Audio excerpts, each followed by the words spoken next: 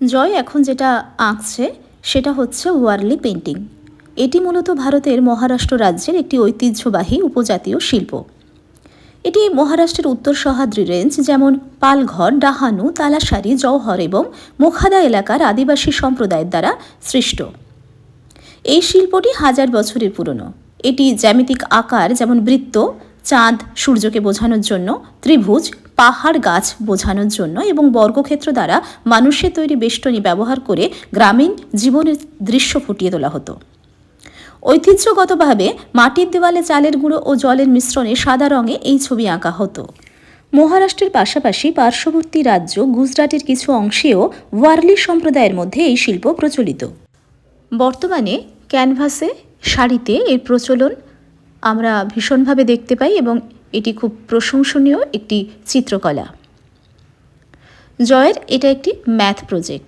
যেহেতু ওয়ারলি পেন্টিংয়ে বৃত্ত, ত্রিভুজ, বর্গক্ষেত্র ইত্যাদির জ্যামিতিক আকারের ব্যবহার হয়, তাই এটি ম্যাথ প্রজেক্ট হিসেবে নির্বাচিত হয়েছে এবং জয় সেটা নিজে হাতে আঁকার চেষ্টা করছে। ওয়ারলি সম্প্রদায়ের মানুষ তাদের দেওয়ালে, বিশেষ করে লাল মাটির দেওয়ালে সাদা রং দিয়ে, অর্থাৎ চালের গুঁড়ো আর জলের মিশ্রণে সাদা রং তৈরি করে এই ওয়ারলি পেন্টিংটা করত।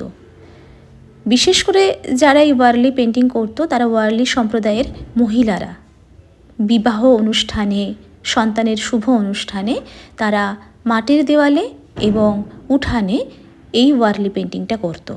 এটা ভীষণভাবে প্রশংসনীয় এবং পরবর্তীকালে এই ওয়ারলি পেন্টিং আমাদের সারা বিশ্বে ছড়িয়ে পড়ে, ভীষণভাবে প্রশংসা পায় এবং আধুনিক যুগেও এই ওয়ারলি পেন্টিংটা আমাদের মন কাড়ে।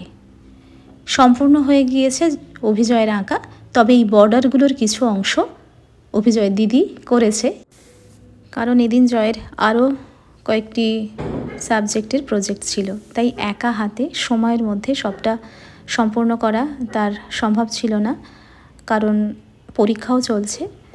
তো দিদির সাহায্য নেওয়ার কথা তার মাথায় আসলো। ভিতরের সমস্ত পেন্টিংটাই অভিজয়ের নিজের হাতে আঁকা ওয়ারলি পেন্টিং। বর্ডারটার কিছু অংশ করেছে, বাকিটা সুন্দর করে করে দিয়েছে ওর দিদি। স্বস্তিকা তো আঁকতে ভীষণ ভালোবাসে, ছবি আঁকেও ভালো এবং ওটা ওর প্যাশন।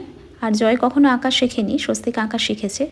জয় আঁকা না শিখলেও নিজের মন দিয়ে ভালোবেসে যত্ন করে প্রজেক্টের কাজগুলো সে নিজেই করে। তার নিজের প্রজেক্টের কাজগুলো কিভাবে নিজে সুন্দর করে করা যায় সেটুকু সে খুব যত্ন করেই করে। তো যাই হোক, কেমন লাগলো আজকের ওয়ারলি পেন্টিংয়ের গল্পটা, ছবি আঁকার সঙ্গে সঙ্গে দেখে নিলেন সবটা। আর কেমন লাগলো এই পেন্টিংটা অবশ্যই জানাবেন। Thank you.